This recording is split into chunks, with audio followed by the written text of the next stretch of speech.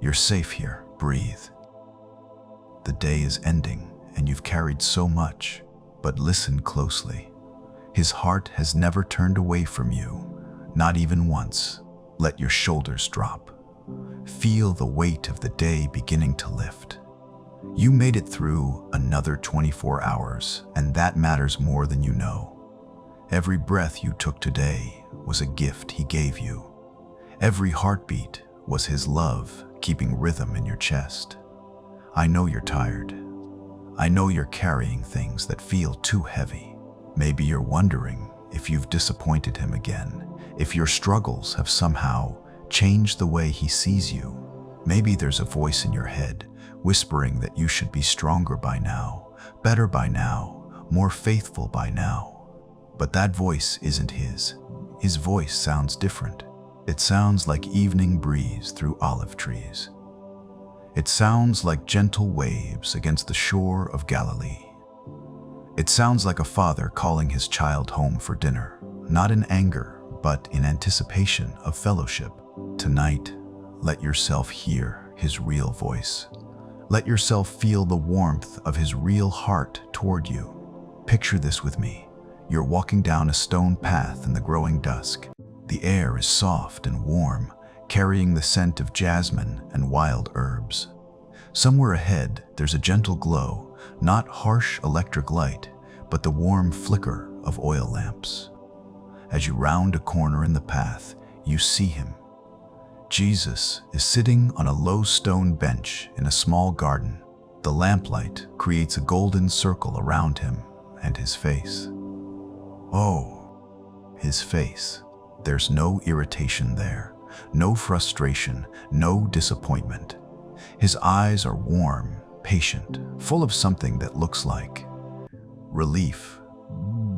Relief that you've come. Relief that you're here. Relief that another day has brought you safely back to him. He doesn't check his watch. He doesn't ask where you've been or why it took you so long to come. He simply pats the space beside him on the stone bench and says, "I've been waiting for you. I've been looking forward to this moment all day. All day." His heart has never turned away from you. Do you remember the story he told about the father and the prodigal son? The father wasn't pacing angrily in his house, rehearsing the lecture he would give when his wayward child returned. No. He was watching the road.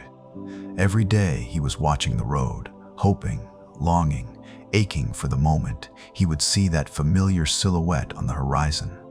And when he finally saw his son coming home, did he wait for an apology? Did he cross his arms and tap his foot, waiting for the boy to grovel? No, he ran. He ran with robes flying, with dignity forgotten, with nothing but joy propelling him forward. He ran because love cannot help but run toward the beloved. That's God's heart toward you. That's always been God's heart toward you. Maybe you've been telling yourself that your struggles disappoint him. Maybe you think your anxiety makes him impatient, your doubts make him frustrated, your repeated failures make him weary of you.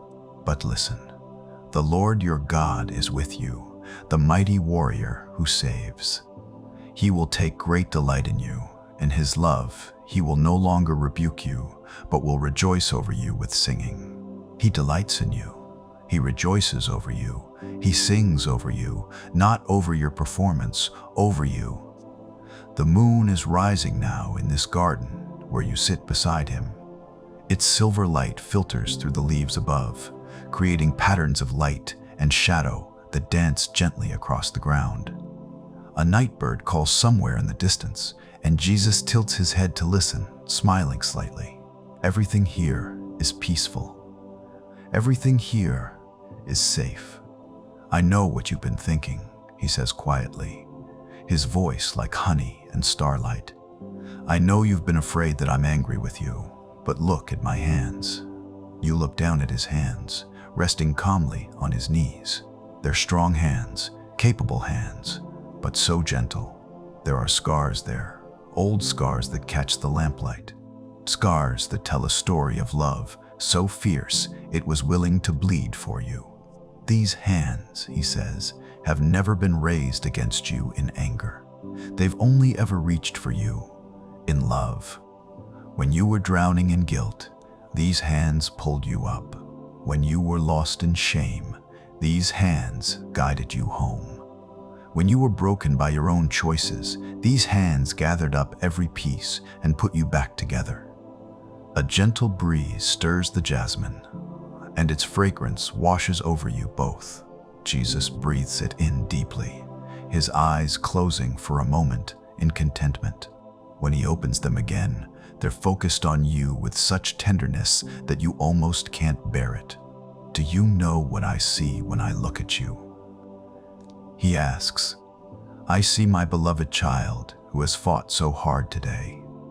I see someone who got up this morning despite the weariness, who tried to be kind despite feeling empty, who chose to keep going despite the pain. I see courage in places you don't even recognize as courage. I see beauty in struggles you think are ugly. I see victory in what you think are defeats. The lamplight flickers slightly in the evening breeze, casting dancing shadows on the garden walls.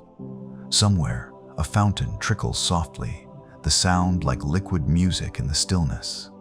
This place feels removed from time, removed from the harsh demands of the world you left behind. I want you to understand something, Jesus continues, his voice so gentle, it seems to wrap around you like a warm blanket. My love for you isn't dependent on your spiritual temperature. It doesn't rise and fall with your faith levels. It doesn't increase when you pray more, or decrease when you struggle to pray at all. He reaches over and takes your hand, his thumb tracing gently over your knuckles. His touch is warm, real, solid. My love for you is like this stone we're sitting on, he says. Unmovable, unchanging, reliable. You can lean your full weight against it, and it will hold you. You can come to it broken and bleeding, and it will shelter you. You can pound your fists against it in anger and confusion, and it will never crack, never crumble, never turn you away. A night-blooming flower opens somewhere in the garden, releasing its fragrance into the air. Jesus notices it and smiles, the expression lighting up his entire face. He delights in small beauties, simple pleasures. He delights in this moment with you. I know you're tired of disappointing yourself, he says. I know you're weary of the gap between who you want to be and who you feel you are. But can I tell you a secret? That gap doesn't discourage me. It actually makes me love you more because it means you're growing. It means you're not content to stay where you are. It means your heart is soft and sensitive to my spirit. The stars are becoming visible now, tiny points of light appearing one by one in the darkening sky. Each one placed by his hand, each one known by name, each one held in its orbit by his power. And yet his attention is here, now, focused entirely on you. Every star up there, he says, following your gaze upward, is held in place by the same love that holds you. The same power that keeps the galaxies spinning is the same power that keeps your heart beating. And that power, that love, that heart behind it all, it's not angry with you. A comfortable silence settles between you, the kind of silence that doesn't need to be filled, that isn't awkward or demanding. It's the silence of deep companionship, of being fully known and fully accepted. After a while, Jesus speaks again. His voice even softer now, like a lullaby being sung over a sleepy child. Tomorrow will bring its own challenges, its own opportunities to trust me. But tonight, just rest in this truth. My heart toward you has never changed. From the moment I thought you into existence, from the first time your name crossed my lips, from the instant your soul was knitted together in your mother's womb, my heart has been the same toward you. He pauses, letting the words sink in like water into dry ground. Love, pure, uncomplicated, fierce, tender love. Not love that you earned or deserved or worked for, just love. Love because you're mine. Love because you exist. Love because it's who I am. The fountain continues its gentle song in the background. The jasmine perfumes the air. The lamplight creates a cocoon of warmth and safety around you both. And somewhere deep in your chest, something tight begins to loosen. Something heavy begins to lift. His heart has never turned away from you. Not today, not yesterday, not in your worst moment or your darkest hour. His heart has been constant as the North Star, steady as bedrock, sure as the sunrise. And tonight, you can rest in that truth. Tonight, you can let that truth hold you as gently as these ancient stones hold you now. Tonight, you can breathe in the fragrance of jasmine and breathe out the fear that you've somehow lost his love. Because you haven't, you never could. His love isn't something you can lose any more than you can lose your own heartbeat. It's woven into the very fabric of who you are. It's written in the marrow of your bones. It's the foundation everything else is built on. And it never will. You've been carrying so much, haven't you? I can see it in the way your shoulders curve inward, the way your breathing has grown shallow from the weight of invisible burdens. The day has left its mark on you, not just in tired muscles and weary bones, but in the accumulation of worries that have piled up like stones in your chest. Come with me now.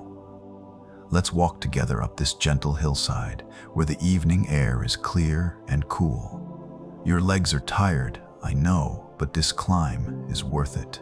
With each step, feel yourself moving away from the noise and demands of the day. With each breath, feel yourself drawing closer to the one who has been waiting for you in this quiet place. Look ahead now. Do you see it? There, against the deepening sky, a small fire flickers warm and golden. Someone has built it just for you, just for this moment. Someone has been tending it, feeding it, keeping it burning bright while you made your way through the maze of this day. Jesus is there, sitting beside the fire on a smooth stone. The flames dance across his face, highlighting the kindness in his eyes, the patient curve of his mouth. He's not checking the time. He's not tapping his foot with impatience. He's simply waiting with the kind of patience that has no end, the kind of love that has no conditions. As you approach, he looks up and smiles. Not the polite smile of social obligation, but the deep, warm smile of someone who has been genuinely looking forward to seeing you. The fire crackles and pops, sending tiny sparks spiraling up into the night sky like prayers made visible. Come, he says, his voice warm as the firelight. Sit here beside me. I've been waiting to hear about your day. And suddenly, you realize something that takes your breath away.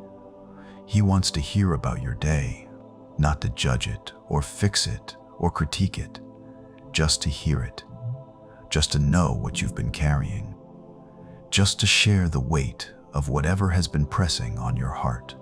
You settle beside him on another smooth stone, and immediately you feel the warmth of the fire seeping into your cold, tired bones. The heat is real, physical, but there's something else warming you too. The heat of his presence, the comfort of being fully known and fully accepted. Tell me, he says gently, what have you been carrying today? And somehow, in the safety of this hillside sanctuary, the words begin to come. Maybe it starts with the big things, the fears that wake you at 3 a.m., the relationships that feel broken beyond repair, the dreams that seem to be slipping through your fingers like water. Or maybe it starts with the small things, the harsh words you spoke in frustration, the patience you lost with your children, the way you snapped at a coworker who didn't deserve it. Whatever you share, he listens, really listens. His eyes never leave your face. He doesn't interrupt or try to solve or minimize or explain away.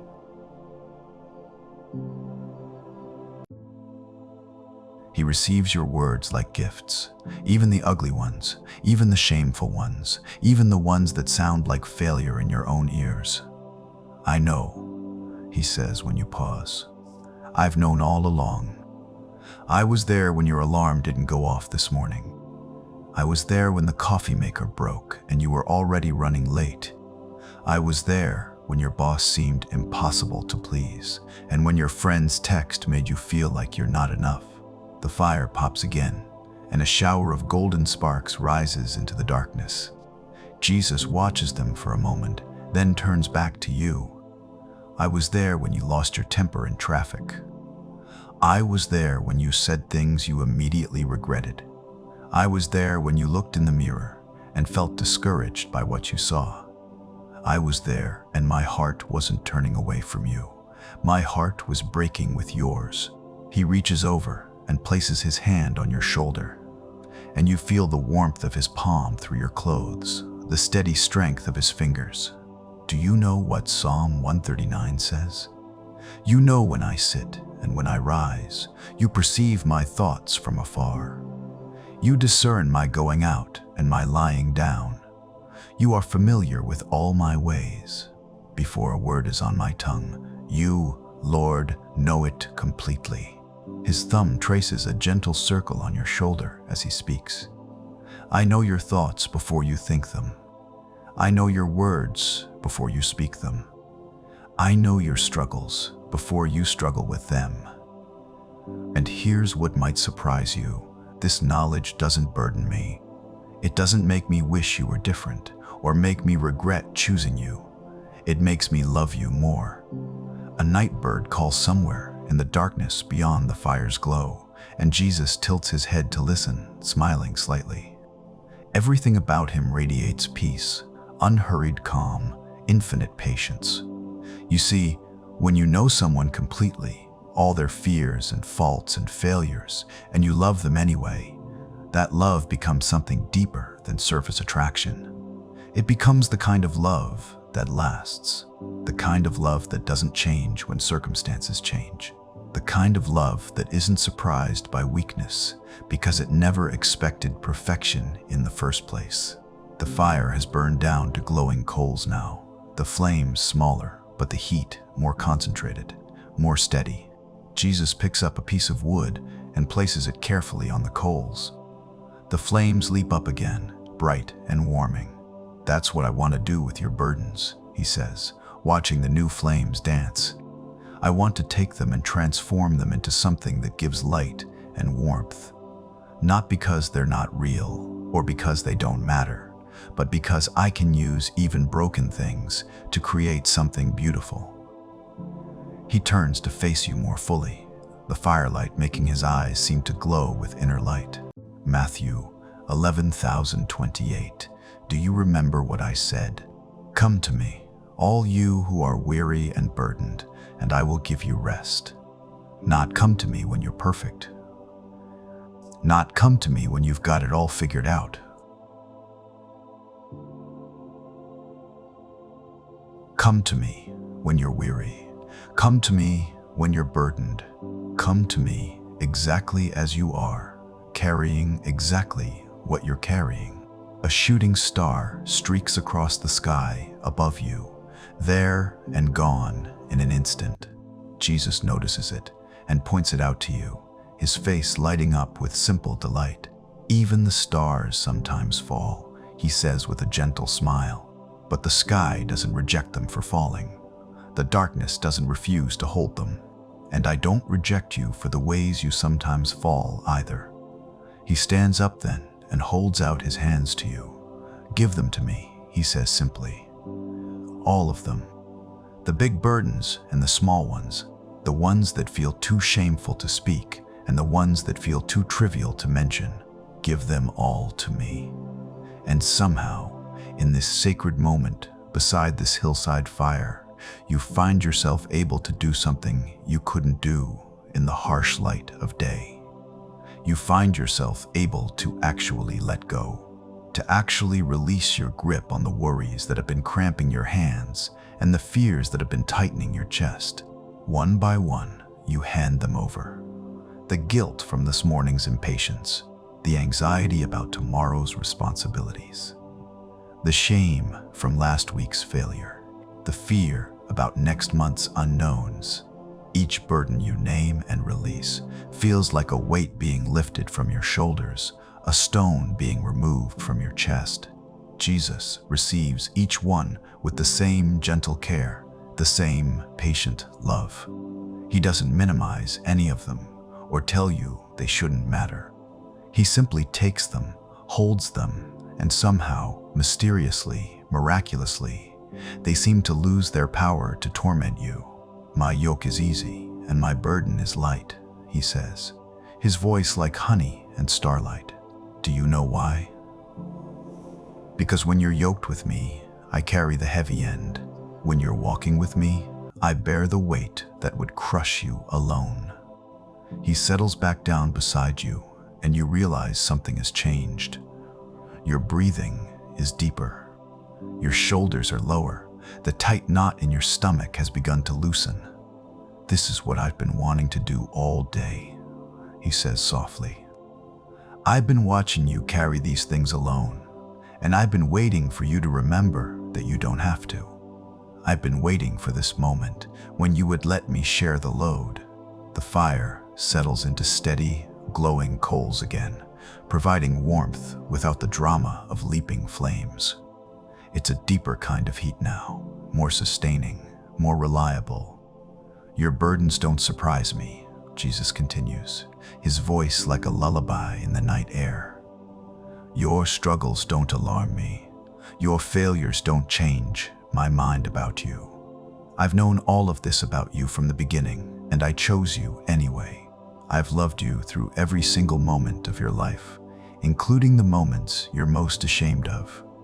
A gentle breeze stirs the fire, and the coals glow brighter for a moment before settling back to their steady warmth. The wind carries the scent of wild herbs and cooling earth, the perfume of night falling gently over the world. "Tomorrow will bring its own challenges," he says, "but you don't have to carry tomorrow's burdens tonight. Tonight, just rest in the truth that every burden you've carried today, I already knew about. Every weight that is pressed on your heart, I was already planning to help you bear." You lean back against the smooth stone behind you, feeling supported, held, secure. The stars wheel slowly overhead, following their ancient patterns, held in their courses by the same hands that are now holding your heart. "Sleep now," Jesus whispers, his voice barely louder than the gentle crackling of the coals. "Sleep, knowing that while you rest, I'm awake. While you let go, I'm holding on. While you release the day's burdens, I'm carrying them for you." The fire burns low but steady, a constant source of warmth in the cool night air. And beside it, the one who knows every burden you carry keeps perfect watch, turning your heaviest loads into fuel for the fire that will warm your heart through the night. Every burden he already knows, and every burden he's already ready to bear. The night is at its deepest now, that holy hour before dawn, when the world holds its breath in anticipation.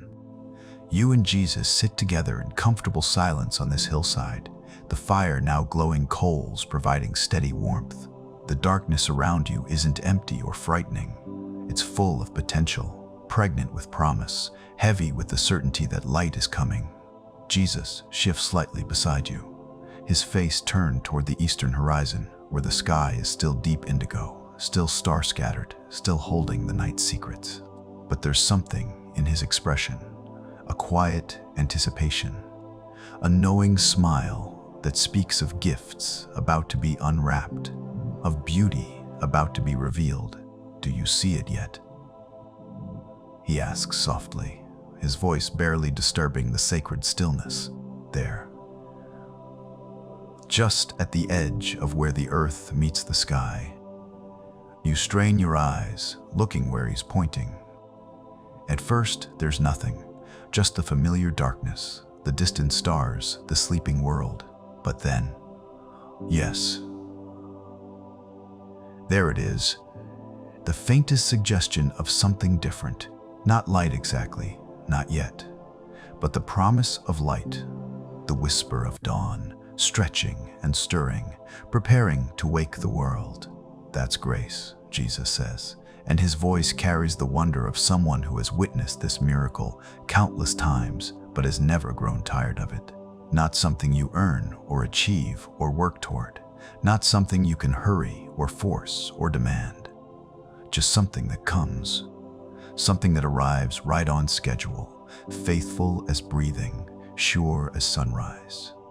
The sky begins to blush, the faintest pink at its edge, so subtle you might miss it if you weren't looking for it. But Jesus notices everything, every shift in color, every change in the light, every promise being kept by his Father's faithfulness. Grace has been working while you slept. He continues, his eyes still fixed on the horizon. Grace has been working while you worried. Grace has been working while you struggled and failed and tried again. Grace doesn't wait for you to get your act together before it starts moving in your life. Grace goes ahead of you, preparing the way, making things ready. A bird calls somewhere in the darkness, tentative and questioning. Soon, another answers, then another. The chorus of morning is beginning, though the sun hasn't yet shown its face. Listen to that, Jesus says, tilting his head toward the bird songs. They don't sing because they see the sun. They sing because they know it's coming. They sing because grace has written the promise of morning into their very bones, into their DNA, into the deepest parts of who they are. The sky lightens another degree, the darkness retreating so gradually you can barely perceive it happening. Pink deepens to rose. Rose touches gold. Gold whispers of the glory that's still hidden just below the horizon. That's what I want you to understand about grace, Jesus says, turning to face you now, his features becoming clearer as the light grows. It's not just forgiveness, though it includes that. It's not just mercy, though it flows with that. Grace is my actual presence with you. Grace is the way I see you. Grace is the love that chose you before you ever chose me. The fire beside you has burned down to the merest glow, but you don't need its warmth anymore. The approaching day carries its own heat, its own promise of comfort and light. Ephesians 2:8 says, "For it is by grace you have been saved, through faith. And this is not from yourselves, it is the gift of God." Did you catch that? Grace is a gift. You don't earn gifts. You don't work for gifts. You don't deserve gifts. You simply receive them. A gentle breeze stirs, carrying new scents, dew on grass, flowers beginning to open, earth warming under the approaching sun. The world is waking up around you, stretching and stirring, preparing for another day of grace. I know you've been trying so hard, Jesus says, his voice tender with understanding. I know you've been working to be worthy, striving to be good enough, pushing yourself to earn my love. But can I tell you something that might change everything? He pauses, waiting for your attention, making sure you're really listening. You already have it, all of it. My love, my acceptance, my delight in you, you already have it. Not because you've earned it, but because I've given it. Not because you're perfect, but because I'm gracious. Not because you deserve it, but because grace doesn't deal in deserving. The sky is definitely lighter now, the stars beginning to fade into the growing brightness. Colors you couldn't see in the darkness are starting to emerge. The green of grass, the brown of earth, the gold of late blooming wildflowers scattered across the hillside. Look around you, Jesus says, gesturing to the awakening landscape. See how the light reveals what was always there. The grass didn't work to become green overnight. The flowers didn't strive to become beautiful. They simply were what they were, and the light revealed their true nature. A butterfly, early rising and adventurous, flutters past on wings that catch the growing light like stained glass. Jesus watches it with obvious delight, his face lighting up with simple joy. That's what grace does in your life, he says. It doesn't change you into something you're not. It reveals who you've always been, my beloved child, my treasured creation, the one I think about and smile over and love beyond measure.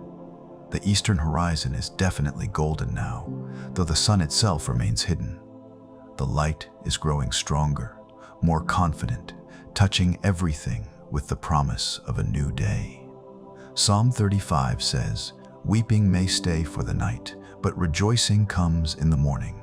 Do you feel that truth in your bones right now? Do you sense it in the air around us? The way darkness naturally gives way to light, the way sorrow naturally gives way to joy. A deer steps delicately into a clearing, visible from your hillside perch, pauses, ears alert, then continues on its way. Everything is awakening. Everything is stirring. Everything is responding to the call of approaching day. This is how grace works. Jesus explains, his voice full of quiet wonder. It doesn't force itself on the world. It doesn't demand attention or insist on recognition. It simply comes, faithful as sunrise, sure as morning, bringing light to everything it touches. The colors in the sky are deepening now, rose and gold and coral, painted across the canvas of heaven with an artist's loving attention to beauty. The darkness is retreating, not defeated but simply displaced, making room for something greater. Romans 8:1 says, "Therefore, there is now no condemnation for those who are in Christ Jesus." Do you hear that word now? Not, there will be no condemnation when you get better. Not, there might be no condemnation if you try harder. There is no condemnation right now, this moment, exactly as you are. The sun appears then, just the edge of it, peeking over the horizon like a shy child looking around a corner. Its rays stream across the landscape, turning dewdrops into diamonds, painting the grass with liquid gold, transforming an ordinary hillside into something magical and holy. There it is. Jesus breathes, his face radiant with reflected sunlight, the same sun that has risen every day for thousands of years. Faithful, reliable, never earning its place in the sky, never working to prove it deserves to shine. Simply being what it was created to be, giving what it was made to give. The warmth touches your face now, real and physical and life-giving. After the cool of the night, it feels like a benediction, like a blessing, like a promise being kept by a God who never fails. This is grace in your life, Jesus says, turning to look at you, his own face glowing in the morning light.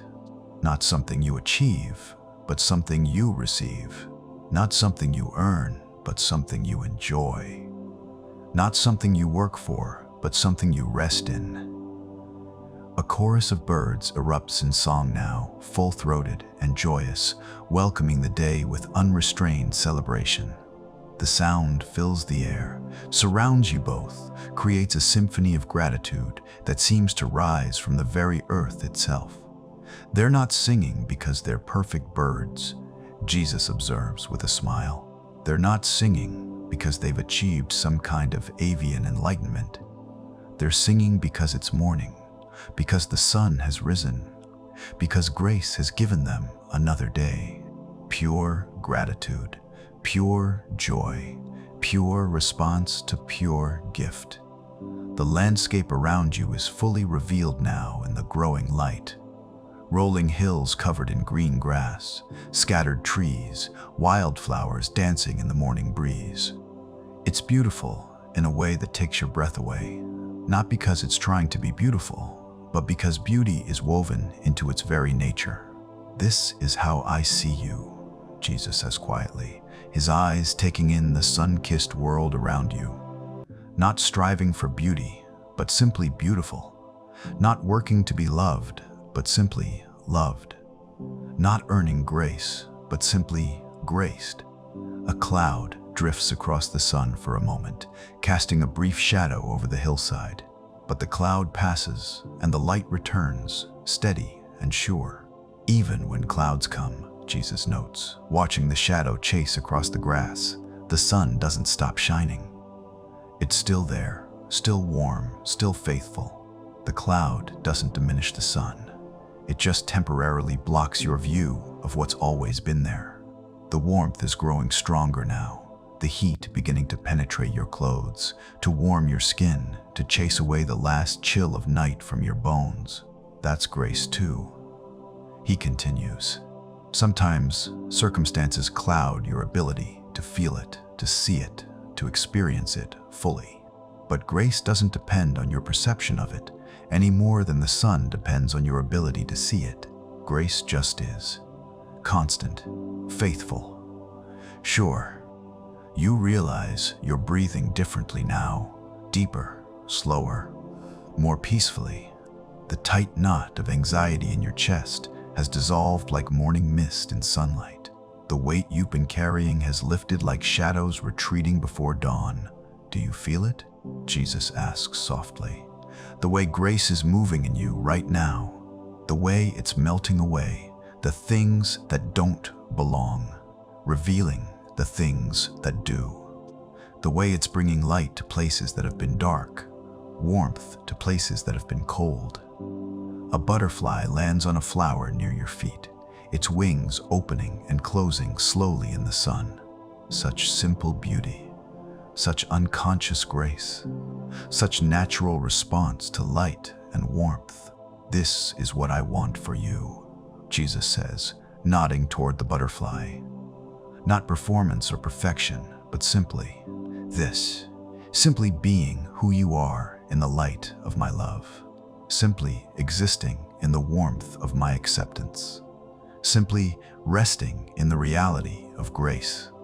The sun is fully risen now, painting the entire world in shades of gold and green and blue. The darkness has completely retreated, not destroyed, but simply replaced by something greater, something more beautiful, something full of promise and possibility. Every morning, Jesus says, settling back against his stone seat with obvious contentment, my mercies are new. Every dawn, grace rises fresh as this sunlight. Every day begins with gifts you haven't earned, and love you don't deserve, and possibilities you couldn't create on your own. The fire beside you has burned down to nothing now, its warmth no longer needed in the growing day. But the memory of its comfort remains, and you know that when night comes again, there will be another fire, another source of warmth, another gathering place for you and Jesus to share whatever the day has brought. This is how grace works, he says, following your gaze to the cold ashes of last night's fire, always providing what you need, when you need it, never running out, never growing tired, never saying, that's enough for today, come back tomorrow. Grace like morning light. Sure, free, rising new every day, not because you've earned it, but because love cannot help but give. Not because you're worthy, but because grace doesn't deal in worthiness. Not because you're perfect, but because grace specializes in loving imperfect people perfectly. Grace like morning light, dispelling the darkness, warming your face, revealing the beauty that was always there, waiting for you to wake up and see. The morning sun is warm on your back now, but Jesus stands and extends his hand to you with a gentle smile. Come, he says, his voice carrying the hint of wonderful secrets. There's something I want to show you. A place I've been preparing just for you. You take his hand, feeling the calluses on his palm from years of carpentry, the strength in his fingers that built tables and doors and homes. But there's infinite gentleness there too, the kind of touch that could hold a hummingbird without harming its delicate wings. He leads you down from the hillside, following a path you hadn't noticed before. It winds through tall grass and scattered wildflowers, past ancient olive trees with gnarled trunks and silver-green leaves that whisper in the morning breeze. The air is sweet with the scent of herbs and honey, and somewhere ahead, you hear the soft trickle of water over stone. Do you remember Psalm 91? Jesus asks as you walk together, his pace unhurried, perfectly matched to yours, the one that talks about dwelling in the secret place of the Most High, about finding shelter in the shadow of the Almighty. You nod, though honestly, right now you can barely remember your own name, let alone scripture verses. But his voice, as he quotes the words, brings them back to life, makes them feel less like ancient text and more like a personal invitation. Whoever dwells in the shelter of the Most High will rest in the shadow of the Almighty. I will say of the Lord, He is my refuge and my fortress, my God, in whom I trust. The path curves around a large boulder, and suddenly you see it, a natural alcove carved into the rock face, hidden from view until you're almost upon it.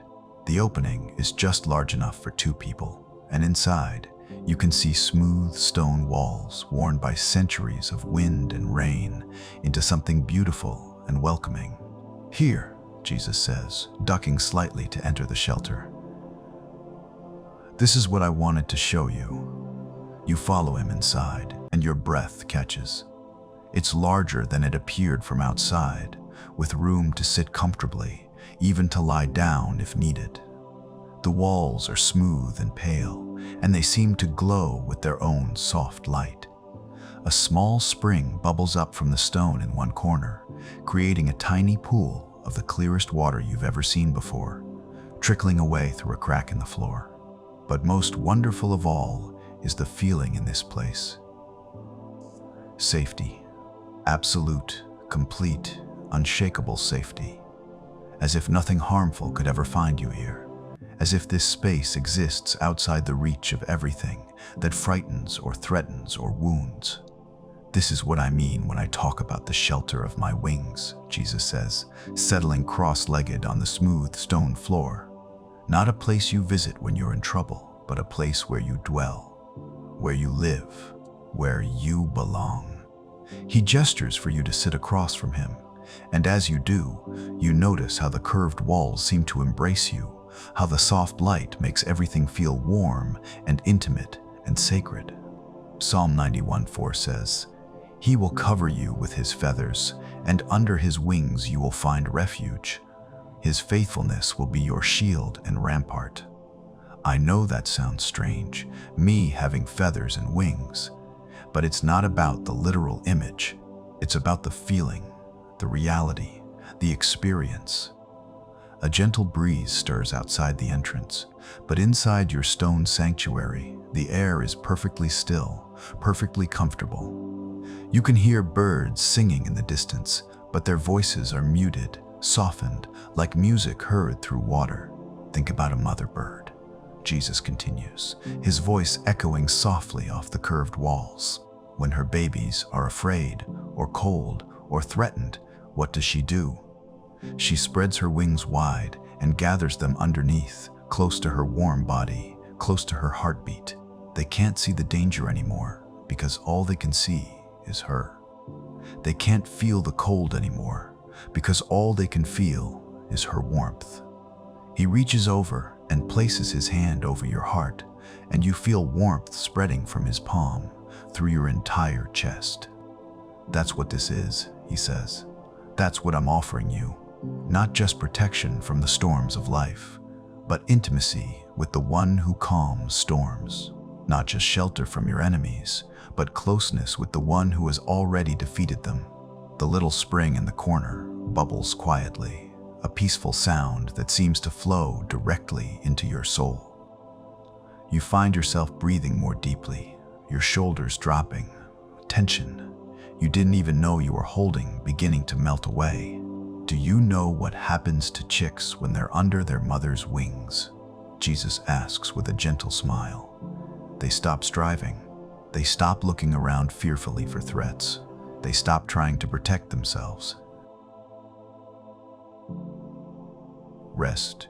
They let themselves be small and vulnerable and completely dependent, because they know they're completely safe. The light in the alcove seems to pulse gently, like a slow heartbeat, like the rhythm of breathing, like the eternal cadence of love itself. "That's what I want for you here," he continues. "Not the kind of rest that comes from the absence of problems, but the kind of rest that comes from the presence of perfect love. The kind of rest that says, I don't have to figure this out. I don't have to fix this. I don't have to protect myself. I'm under his wings, and that's all I need to know." You close your eyes and lean back against the smooth stone wall, and it's like leaning against strength itself, against something that has never moved and never will. The rock is warm from some inner source of heat, comfortable as the perfect pillow, solid as the foundation of the world.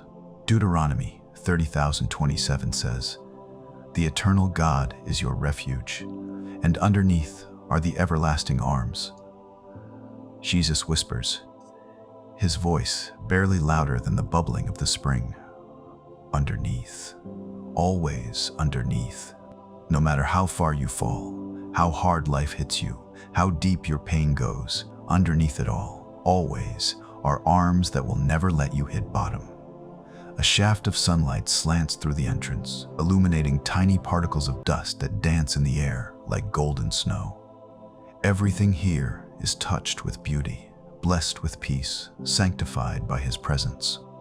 "I want you to feel them now," he says softly, "those everlasting arms, not as metaphor or poetry, but as reality, as the most real thing in your world. And somehow, in this sacred space, you do feel them, not physically, exactly, but more than physically. You feel held, supported, carried by something infinitely stronger than yourself, infinitely more reliable than your own strength. This is your dwelling place," Jesus says, his voice carrying the authority of absolute truth. Not your hotel room for emergencies, not your panic room for disasters. Your home, the place where you live, the place where you belong, the place where you're always welcome, always safe, always loved. A cool breeze flows through the entrance, carrying scents of grass and flowers and clean earth, but it doesn't disturb the peace inside your stone shelter. Nothing can disturb this peace. Nothing can penetrate this safety. "I know the world outside feels dangerous sometimes," he continues. "I know there are voices that tell you you're not protected, not provided for, not loved, but those voices can't reach you here. In this place, under these wings, in the shelter of my presence, you hear only truth. You feel only love. You know only safety." The water in the little spring catches the slanted sunlight and throws tiny rainbows on the wall, perfect miniature arcs of color that appear and disappear and appear again, like promises being made and kept and made again. Ruth 2001 says, "May the Lord repay you for what you have done. May you be richly rewarded by the Lord, the God of Israel, under whose wings you have come to take refuge," Jesus quotes, his eyes following the dancing rainbows. Under whose wings you have come to take refuge. Not might come, or should come, or could come, have come. Present tense. Already accomplished, already done, already done. You realize that your breathing has synchronized with his, that your heartbeat has found the rhythm of his heartbeat, that some deep part of you has begun to rest in a way you haven't rested in years. "Fear can't live here," he says simply. "Not because I forbid it entrance, but because there's no room for it. Fear needs uncertainty to survive, and in this place, everything is certain. Everything is settled." A small bird lands on a ledge just outside the entrance, tilts its head to peer inside, then flies away with a cheerful chirp. Even the wildlife seems to recognize this as a sanctuary, a place set apart, a thin space where heaven touches earth. "When you're afraid," Jesus says, watching the bird disappear into the blue sky, "remember this place. When you're overwhelmed, return here in your heart. When you feel alone and unprotected, close your eyes and feel these walls around you, this roof over your head, these arms underneath you. The spring continues its quiet song, a liquid lullaby that seems to flow directly into your bloodstream, carrying peace to every cell, every nerve, every anxious corner of your being. This isn't pretend, he assures you, as if reading your thoughts. This isn't visualization or positive thinking or wishful imagination. This is the spiritual reality of what it means to be mine. This is what it looks like to dwell in the secret place of the Most High. This is what it feels like to rest in the shadow of the Almighty. The light in the alcove shifts and deepens as clouds pass over the sun outside. But inside your shelter, the illumination remains constant, steady, warming. The secret place, he repeats thoughtfully. Do you know why it's called secret? Not because it's hidden from you, but because it's hidden from everything that would hurt you. Secret from fear, secret from condemnation, secret from the accusations and anxieties and attacks that fill the outside world. You lean forward and cup some of the spring water in your hands, lifting it to your lips. It's sweet and cool and somehow familiar, as if you've been thirsting for this exact water your entire life without knowing it. Drink deeply, Jesus encourages, his face bright with joy at your simple pleasure. This is the water of life, the river that flows from the throne of God. It never runs dry, never becomes polluted, never fails to satisfy. As the water flows down your throat, you feel it healing things you didn't even know were broken, refreshing places you didn't even know were dry, bringing life to areas of your heart that have been barren for far too long. In this place, Jesus says, his voice rich with promise, you lack nothing, you need nothing, you fear nothing, because you have everything that matters, you have me. And nothing, absolutely nothing, can separate us. The stone walls seem to pulse with warmth, with life, with the very heartbeat of divine love. This is more than shelter. This is more than protection. This is home. In the shelter of his wings, where perfect love has cast out fear, where everlasting arms hold you secure, where the secret place of the Most High becomes the dwelling place of your heart. Here you are safe. Here you are loved. Here you are home. The stone shelter has become a cocoon of perfect peace, and now Jesus rises gracefully, extending his hand to you once more. Come, he says, his voice softer than silk, warmer than honey. The day is growing warm, and there's one more place I want to share with you, a place where you can truly rest. You take his hand, feeling reluctant to leave this sanctuary, but trusting completely in wherever he might lead. As you step outside the alcove, the afternoon sun wraps around you like a gentle embrace, and you realize that his presence makes every place a sanctuary, every moment a sacred encounter. He leads you along a different path now, one that slopes gently downward through groves of fig trees and olive groves.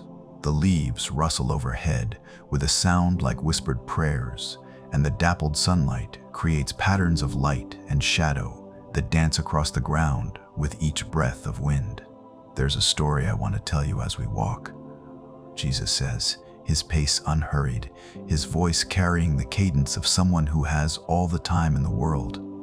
It's about a friend of mine. His name was John, and he was the youngest of my disciples. A butterfly dances past, its wings catching the light like stained glass, and Jesus pauses to watch it with obvious delight before continuing. John was sensitive, intuitive, tender-hearted, while some of the others were always trying to prove themselves, always jockeying for position. John seemed to understand something the rest missed. He understood that the greatest privilege wasn't sitting at my right hand in glory, it was simply being near my heart. The path opens into a clearing where ancient stones form the foundation of what might once have been a small building. Wildflowers grow between the cracks, and a large olive tree provides shade over the entire area. Jesus settles against the tree trunk and pats the soft grass beside him. "The night before I was crucified," he continues as you settle beside him, "we gathered in an upper room to share the Passover meal. It was a difficult evening. I knew what was coming, and I was trying to prepare them. But John did something beautiful." A gentle breeze stirs the olive branches above you, and the leaves create a soft susurration, like the sound of silk brushing against silk. While the others were arguing about who was greatest, while they were worried about their positions and their futures, John simply leaned back against my chest. Scripture says he was the disciple whom Jesus loved, not because I loved him more than the others, but because he knew how to receive love, how to rest in it, how to let it be enough. You close your eyes and feel the warmth of the sun on your face, the solid presence of Jesus beside you, the perfect safety of this moment stretching out like an eternal now. Do you know what I felt when John leaned against me that night? Jesus asks, his voice tender with memory, not inconvenience, not awkwardness. Pure joy, the joy of a father when his child climbs into his lap, not because they need anything, but just because they love being close. The joy of a friend when someone trusts them enough to be completely vulnerable. A small bird alights on a branch just above your head, tilts its head to study you both for a moment, then begins to sing, a liquid melody that seems to pour directly from heaven into the afternoon air. "That's what I want for you," Jesus says, his voice blending with the bird song. Not the position of a servant who works to earn approval, or a student who studies to pass tests, or even a friend who tries to be worthy of friendship. I want you to have the position of the beloved, the one who knows they're loved so completely that they can simply rest in it. He shifts slightly, turning toward you, and you feel invited, no, welcomed, to lean against him the way John did 2,000 years ago. There's no awkwardness, no hesitation, no question of propriety. Just the natural movement of a beloved child settling into the arms of perfect love. As you rest your head against his shoulder, you feel his chest rise and fall with each breath. Hear the steady rhythm of his heartbeat. Feel the warmth of his body through the fabric of his robe. This is more intimate than words, more communicative than conversation, more healing than any medicine. Song of Songs 2006 says, "His left arm is under my head, and his right arm embraces me." Jesus whispers, his breath stirring your hair. This isn't just romantic poetry. This is the posture of divine love. This is how I hold every one of my children who lets me. His left arm does indeed cradle your head, and you feel his right arm come around you, not possessive or constraining, but protective, sheltering, infinitely gentle. You are held completely, supported entirely, loved without reservation or condition. John 13,023 describes that evening this way. One of them, the disciple whom Jesus loved, was reclining next to him. Reclining, resting, not working or performing or trying to impress, just being.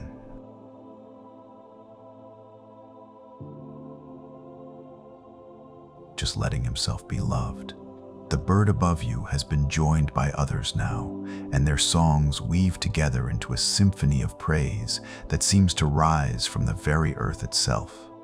Everything in creation understands something about rest, about trust, about the safety of being held by love. "This is how I want you to sleep tonight," Jesus continues, his voice like a lullaby in your ear. Not fighting for rest, not working to achieve peace, not trying to earn the right to be comfortable, just leaning, just resting, just letting yourself be held by the one who has never let you go and never will. You feel your breathing slowing, deepening, synchronizing with his. Your shoulders, which have carried so much tension for so long, finally begin to drop. The tight places in your chest begin to soften and open. Psalm 48 says, In peace I will lie down and sleep, for you alone, Lord, make me dwell in safety. He quotes, his voice barely above a whisper now, in peace. Not after achieving peace, not once peace is earned or deserved. In peace. Present tense, right now, exactly as you are. A cloud drifts across the sun, providing even deeper shade, even more perfect temperature. Everything in this moment seems orchestrated by love, arranged by a father who knows exactly what his children need and when they need it. You know what's beautiful about John's position that night? Jesus asks, though his voice is so soft now, you feel it more than hear it. He wasn't trying to stay awake out of duty. He wasn't fighting sleep out of obligation. He was simply present, simply available, simply resting in love. And that rest, that trust, that vulnerability, it was more precious to me than all the busy service in the world. His hand begins to trace gentle patterns on your arm, not restless or nervous, but the kind of unconscious, loving touch that speaks of complete comfort, absolute acceptance, infinite tenderness. Sleep is an act of faith, he continues. Every time you close your eyes and let go of consciousness, you're trusting that I'll keep watch, that I'll hold the world together while you rest, that you'll wake to find my love unchanged and unchanging. The warmth of his body, the rhythm of his breathing, the steady beat of his heart, all of it combines to create the most perfect lullaby, the most effective tranquilizer, the most healing medicine you've ever experienced. I never sleep, he whispers, and there's no complaint in his voice, no weariness, only the deep satisfaction of perfect love, perfectly expressed. Psalm 121,004 says, "Indeed, he who watches over Israel will neither slumber nor sleep." I'm always awake, always alert, always aware, which means you can truly rest.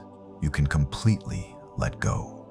A gentle breeze carries the scent of jasmine and wild roses, and somewhere in the distance you hear the soft lowing of cattle, the peaceful sounds of a world settling into evening rhythms. When John leaned against my chest that night, do you know what he heard? Jesus asks, his voice now barely distinguishable from the whisper of wind in leaves. My heartbeat, steady, strong, reliable. The rhythm that has never missed a beat since the foundation of the world. The rhythm that won't miss a beat through whatever challenges tomorrow might bring.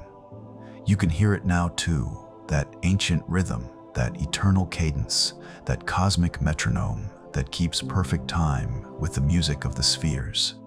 It's the most reassuring sound in the universe, the most comforting lullaby ever composed. Let that be your sleep song tonight. He breathes against your hair. Let that rhythm carry you into dreams where fear cannot follow, where anxiety cannot reach, where only love and peace and perfect safety exist. Your eyelids are growing heavy now, not from weariness, but from the deep contentment of being exactly where you belong, held by exactly the one who loves you most, resting in exactly the way you were designed to rest. Zephaniah 3007 says, "The Lord your God is with you, the mighty warrior who saves. He will take great delight in you. In his love, he will no longer rebuke you, but will rejoice over you with singing," Jesus quotes, his voice now part of the evening symphony around you. I rejoice over you. I sing over you. My joy in you is my lullaby for you. And indeed, you begin to hear it, not audible exactly, but more real than sound. The song of divine love sung over a beloved child, the melody of grace hummed by perfect love, the lullaby of the ages crooned by the one who formed you in your mother's womb and has been singing over you ever since. Sleep now, beloved, Jesus whispers, his arms tightening slightly around you in the most secure embrace you've ever known. Sleep like John slept that night, not from exhaustion, but from love. Not because the day is over, but because love never ends. Not because you have to, but because you get to. The bird songs are quieting now as the sun begins its slow descent toward the horizon. The world is preparing for night, for rest, for the daily surrender to sleep that mirrors the ultimate surrender to love. I'll be right here, he promises, his voice becoming one with the evening breeze, with the whisper of leaves, with the eternal song of love itself. Right here, watching over you, holding you, loving you through every moment of rest, every dream, every breath you take while sleeping in my arms. Sleep like the beloved, rest like the one who knows they're completely loved. Dream in the safety of arms that never tire, never let go, never stop being strong enough to hold you. Sleep, beloved, sleep in perfect peace. In the deepest part of night, when darkness wraps around the world like a gentle blanket and silence reigns over the sleeping earth, you rest in the arms of love himself. Your breathing has found the rhythm of perfect peace. Your heartbeat has synchronized with the eternal pulse of grace, and your spirit floats in the space between waking and sleeping, where divine whispers are most clearly heard. Jesus has not moved from his position beside you under the ancient olive tree. His arms remain strong and sure around you. His heartbeat continues its steady, reassuring rhythm. His presence fills the darkness with warmth and safety. But now, in this sacred hour, when night is deepest, he begins to speak again, not to wake you, but to speak into your dreams, into your spirit, into the depths of your sleeping soul. Even in the darkness, his voice comes like honey mixed with starlight. My love is working. Even while you sleep, my grace is moving.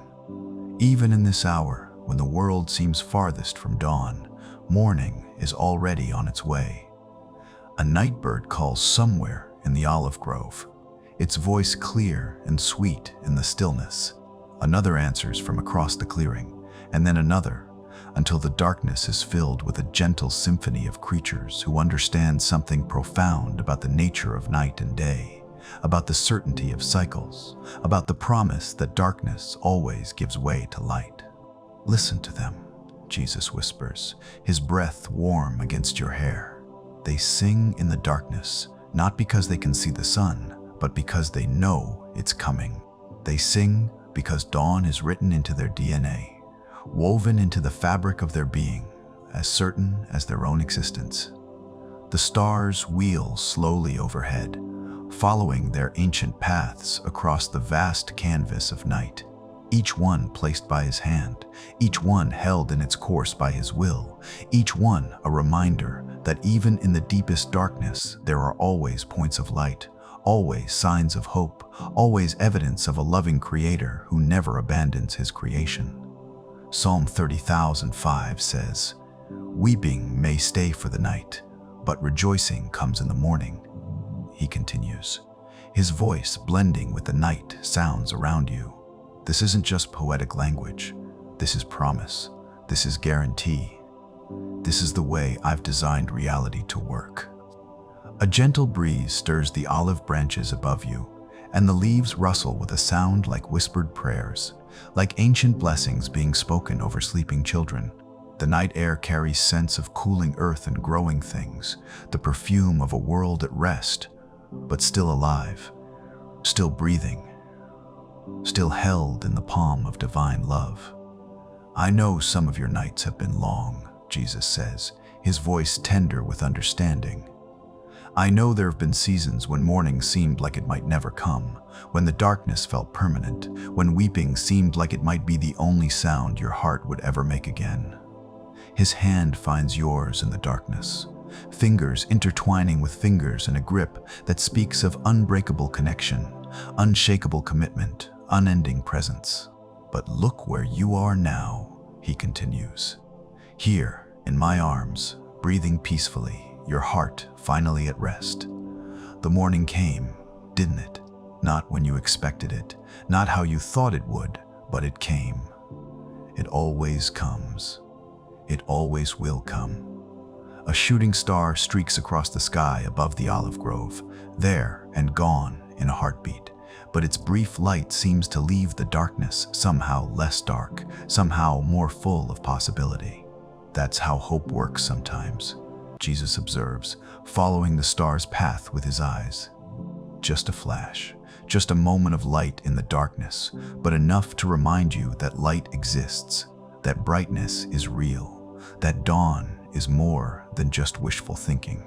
The night is so quiet now that you can hear the sound of your own breathing, slow and deep and peaceful. You can hear his breathing too, steady and reassuring, the breath of the one who breathed life into Adam's lungs, who breathed hope into dead situations, who breathes new possibilities into impossible circumstances. Isaiah 40:2 says, "When you pass through the waters, I will be with you. And when you pass through the rivers, they will not sweep over you. When you walk through the fire, you will not be burned. The flames will not set you ablaze," he quotes, his voice carrying the authority of absolute truth. Notice it doesn't say if you pass through waters or walk through fire.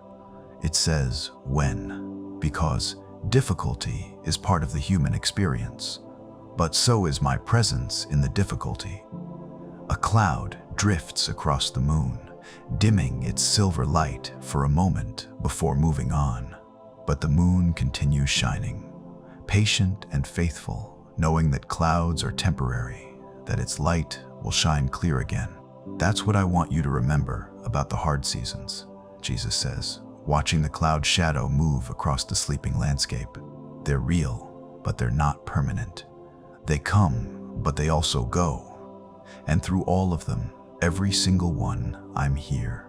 I'm present. I'm working. Even when you can't see it, even when you can't feel it. The night air is cool now, but his warmth surrounds you completely. Better than the finest blanket, more comforting than the coziest fire. You are held by love itself, sheltered by grace himself, warmed by the very heart of God. Jeremiah 29:7 says, "For I know the plans I have for you, plans to prosper you and not to harm you, to give you hope and a future." He continues, his voice like a lullaby that speaks to the deepest parts of your spirit. I know the plans. Not, I'm making up plans as we go. Not, I'm hoping everything works out. I know. Present tense. The plans are already made, already in motion, already working together for your good. A family of deer moves quietly through the clearing, pausing to drink from a small stream you hadn't noticed before. Their movements are graceful, unhurried, trusting. They know this place is safe, that this darkness is friendly, that this night is benevolent. See how they trust. Jesus asks, his voice full of gentle admiration for his creatures. They don't lie awake worrying about tomorrow's dangers or yesterday's mistakes. They simply rest in this moment, in this place, in this provision. They sleep when it's time to sleep, wake when it's time to wake, and trust that each will come in its proper season. The stream continues its quiet song, water over stone, a liquid lullaby that seems to flow directly into your bloodstream, carrying peace to every cell, every nerve, every anxious corner of your being. This is what I want for you, he whispers. This kind of trust, this kind of rest, this kind of confidence that the one who holds tomorrow knows exactly what he's doing, loves you completely, and will never let you walk through anything alone. The stars seem brighter now, or perhaps your eyes have adjusted to the darkness. Either way, the night sky appears full of light, full of hope, full of the promise that dawn is not just possible, but inevitable. Matthew 6:34 says, "Do not worry about tomorrow, for tomorrow will worry about itself." Each day has enough trouble of its own, Jesus quotes, his thumb tracing gentle circles on the back of your hand. But I want to tell you the rest of that truth. Each day also has enough grace of its own. Each morning brings exactly the mercy you need for that day. Each dawn carries precisely the strength required for whatever that day might hold. A night-blooming flower opens somewhere nearby, releasing its fragrance into the darkness. Even in the absence of sunlight, life continues. Beauty unfolds. Creation continues its ancient dance of growth and renewal. That's grace working in the darkness, Jesus explains. The sound of wonder never leaving his voice, even though he's witnessed this miracle countless times. That's hope blooming where others see only night.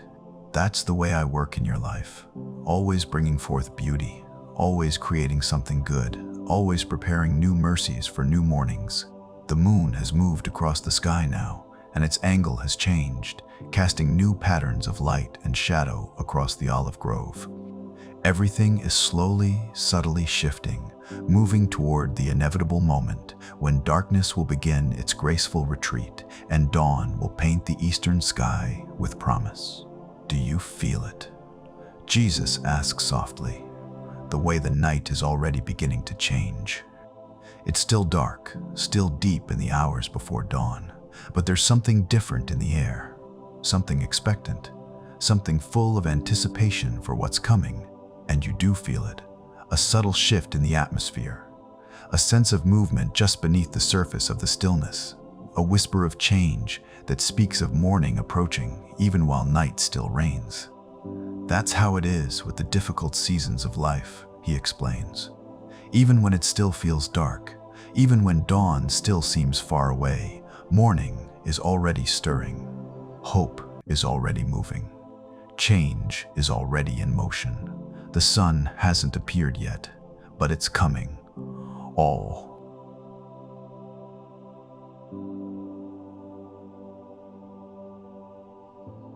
It's always coming.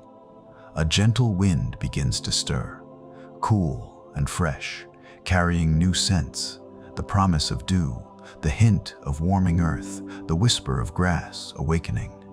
Even the breeze knows that morning is approaching. I want you to sleep now with this promise in your heart, Jesus says, his arms tightening slightly around you in the most secure embrace you've ever known. Tomorrow will come. Not just the literal tomorrow of sunrise and new day, but the spiritual tomorrow of answered prayers, of renewed strength, of fresh mercies, of new possibilities. The night bird that called earlier begins to sing again. But this time, its song is different, richer, more complex, more full of anticipation. It's singing the song of approaching dawn, the melody of hope deferred but not denied. And when tomorrow comes, when any of your tomorrows come, you won't face them alone, Jesus promises, his voice becoming one with the night breeze, with the whisper of leaves, with the eternal song of love itself. I'll be there ahead of you, preparing the way. I'll be there beside you, walking every step. I'll be there behind you, ensuring that nothing you need is forgotten or left undone. The stars continue their ancient dance. The moon continues its faithful journey. The earth continues its patient rotation toward dawn. All of creation moves with confidence toward morning, because morning is not just hoped for, it's guaranteed, written into the very laws of physics, woven into the fabric of reality itself.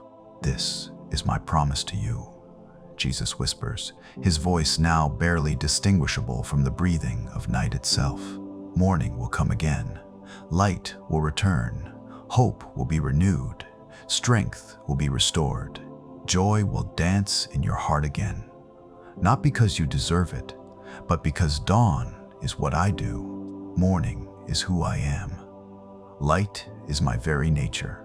The darkness begins to soften almost imperceptibly at the edges, still hours from dawn, but already touched by the distant promise of day. Change is coming. Morning is stirring. Hope is awakening.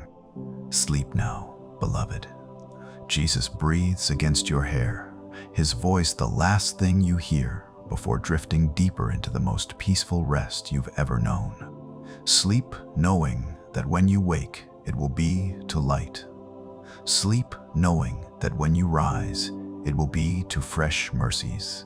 Sleep knowing that no matter how long the night has been, morning will come again.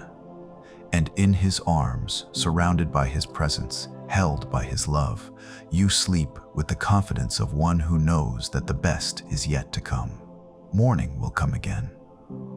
It always does. It always will. The first whisper of dawn touches the eastern horizon like a gentle hand brushing across the face of a sleeping child. You're still resting in Jesus' arms under the ancient olive tree, still held by love himself, still surrounded by the perfect peace that has carried you through the night.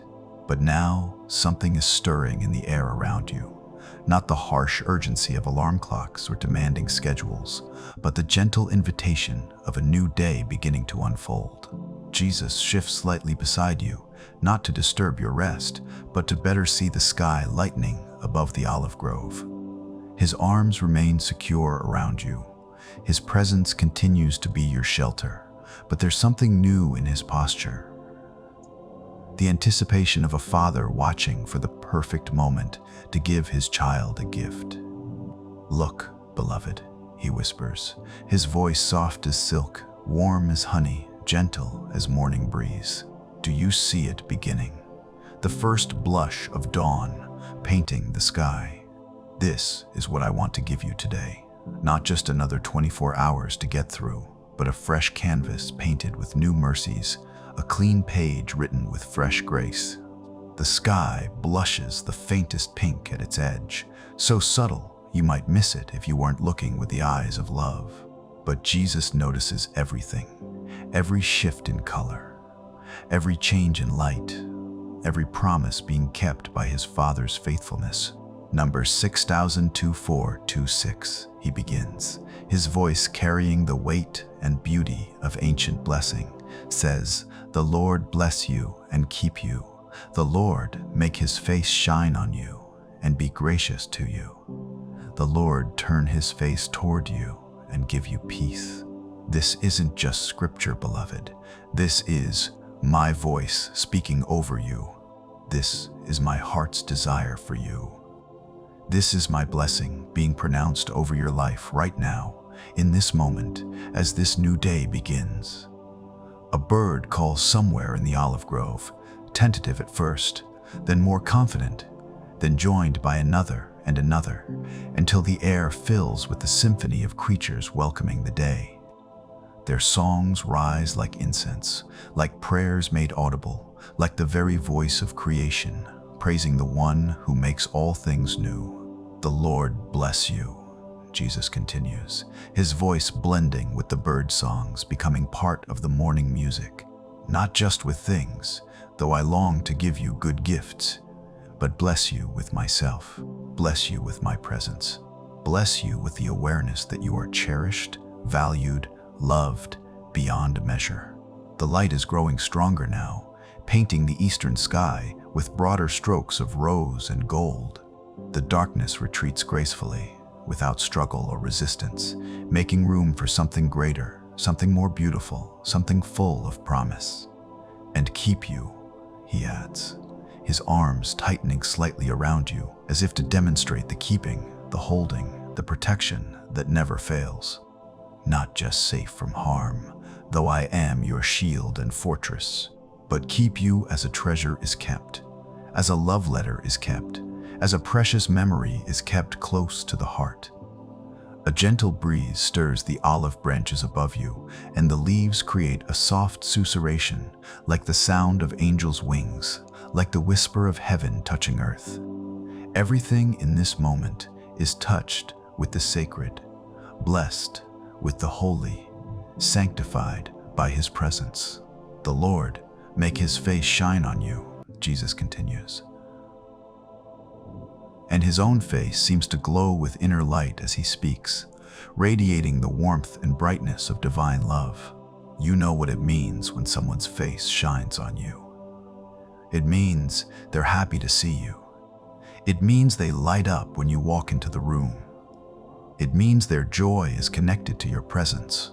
The sun appears then, just the edge of it, peeking over the horizon like a shy child looking around a corner.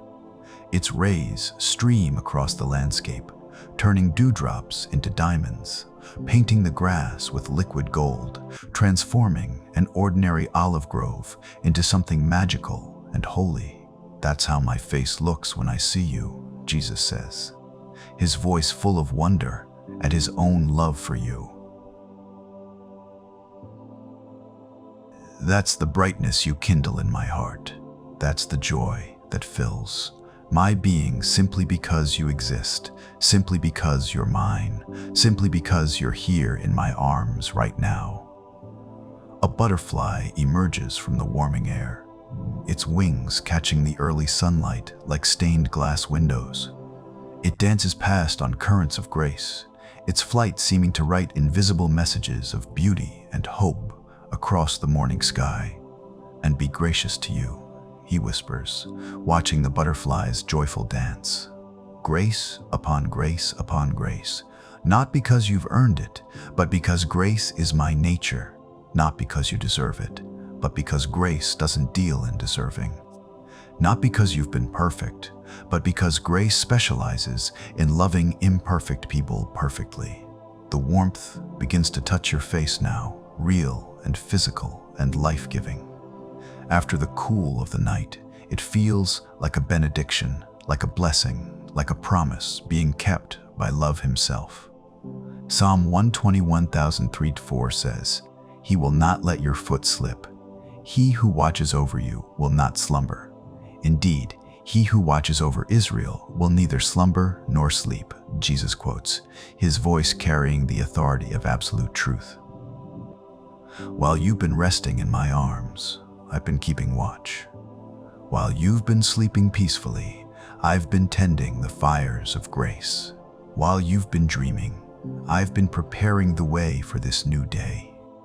A family of birds settles in the olive tree above you, their presence comfortable and natural, as if they recognize this as a place of blessing, a sanctuary where all creation is welcome. Their soft cooing and gentle movements add to the morning's symphony of peace. The Lord turn his face toward you, Jesus continues, turning his own face toward you with such love that it almost takes your breath away. Toward you, not away from you in disappointment, not past you in disinterest. Toward you, focused on you, attentive to you, delighted in you. The sky is painted with broader strokes now, rose and gold and coral and amber. A masterpiece created fresh each morning by the same hand that formed you in your mother's womb, that knit your soul together with infinite care, that has been painting sunrises just for you since the day you were born, and give you peace. The words fall from his lips like drops of honey, like healing balm, like medicine for every anxious thought, every fearful worry, every restless stirring of the heart. Not the peace that comes from having everything figured out, but the peace that comes from knowing the one who has everything figured out. Not the peace that comes from the absence of storms, but the peace that comes from the presence of the storm. Calmer. The bird songs are growing richer now, more complex, more joyful. It's as if all creation is joining in the morning blessing, adding their voices to the symphony of grace being sung over your life. This is your inheritance, Jesus says, his voice rich with satisfaction at being able to give such gifts. This is what you wake up to every morning, whether you feel it or not. This blessing, this keeping, this shining face, this grace, this turn toward you, attention, this perfect peace, it's yours. It's always been yours. It will always be yours. A gentle wind stirs, carrying new scents, warming earth, opening flowers, fresh grass heavy with dew. The world is waking up around you, stretching and stirring, preparing for another day of grace, another 24 hours of divine love poured out like morning sunlight. Zephaniah 3005 says, "The Lord your God is with you, the mighty warrior who saves. He will take great delight in you. In his love, he will no longer rebuke you, but will rejoice over you with singing."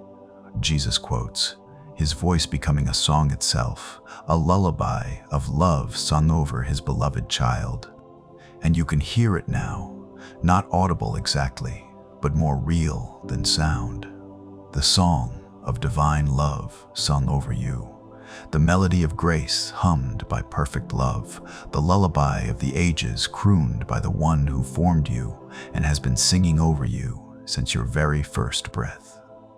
I rejoice over you, he sings softly, his voice blending with the morning breeze, with the bird songs, with the very music of creation itself. I delight in you. My joy in you is complete, perfect, unchanging. You are my beloved, my treasured one, my precious child in whom I am well pleased. The sun is fully risen now, painting the entire world in shades of gold and green and blue. The darkness has completely retreated, not destroyed but simply replaced by something greater, something more beautiful, something full of promise and possibility. Your name is written on the palms of my hands. Jesus continues, lifting his scarred hands so you can see them in the morning light. Isaiah 49:14. You are engraved there, permanently, indelibly, impossibly to remove or forget. Every time I look at my hands, I see your name.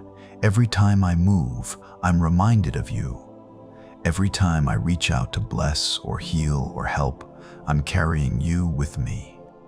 A deer steps delicately into the clearing, pauses to look at you both with calm, trusting eyes, then moves on about its morning business. Even the wildlife recognizes this as holy ground, sacred space where heaven touches earth and love becomes visible. Until we meet again tonight, Jesus says, his arms beginning to loosen slightly around you, preparing to release you into the day, but never releasing you from his love. Until you come back to rest in my arms again, remember this moment. Remember this blessing. Remember that you carry my presence with you wherever you go. The olive tree above you stirs gently in the morning breeze, its leaves creating patterns of light and shadow that dance across the ground like visual music, like the choreography of grace itself. And when the day grows difficult, he continues, his voice taking on the tone of loving preparation. When challenges arise and problems surface and you feel your strength beginning to wane, remember that you don't face any of it alone. I go before you to prepare the way. I walk beside you to share the load. I follow behind you to ensure nothing important is left undone. A cloud drifts across the sun for a moment, casting a brief, cool shadow over the olive grove, but the sun continues shining behind it, steady and sure, and soon the cloud passes and warmth returns, fuller and more welcome than before. Even the shadows have purpose, Jesus observes, watching the cloud shadow chase across the grass. Even the difficult moments serve the greater plan.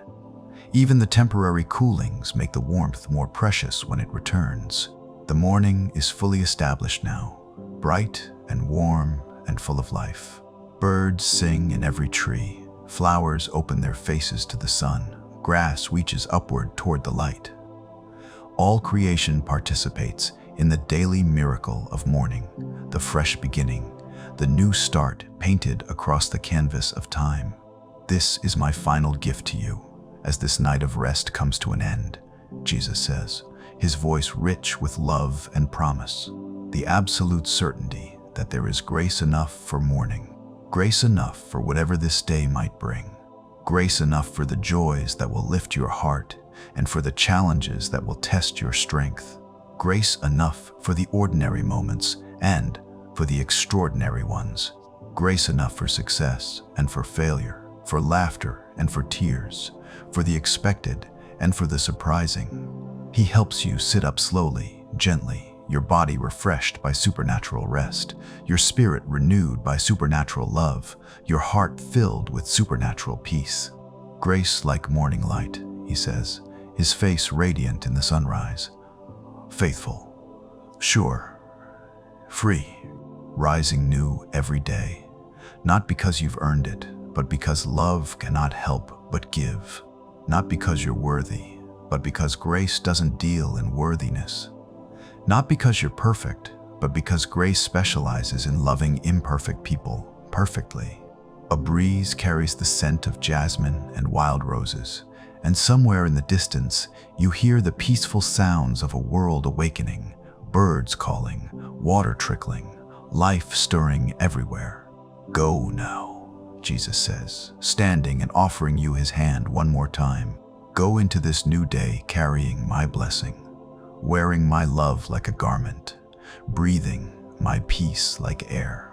Go knowing that tonight, when this day is done, I'll be here waiting. This tree, this place, these arms, always here, always ready, always home. You stand beside him in the full morning light, feeling more rested than you felt in years, more peaceful than you thought possible, more loved than you ever dared hope.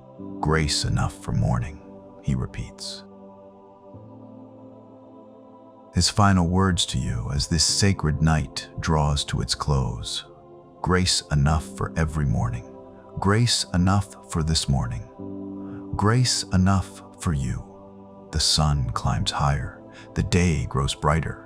The world awakens fully to another day of mercy, another 24 hours of grace, another opportunity to live and move and have your being in the love that never fails. And you carry it all with you. The memory of his arms, the sound of his voice, the warmth of his presence, the certainty of his blessing. Grace enough for morning, grace enough for everything, grace enough for you. Sleep now, beloved child of the Most High.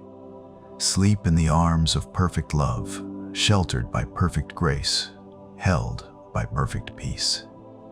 You are loved beyond measure, treasured beyond price, held beyond any possibility of falling. His heart has never turned away from you, and it never will. Rest in his grace. Dream in his love. Wake to his mercies, new every morning, sufficient for every need.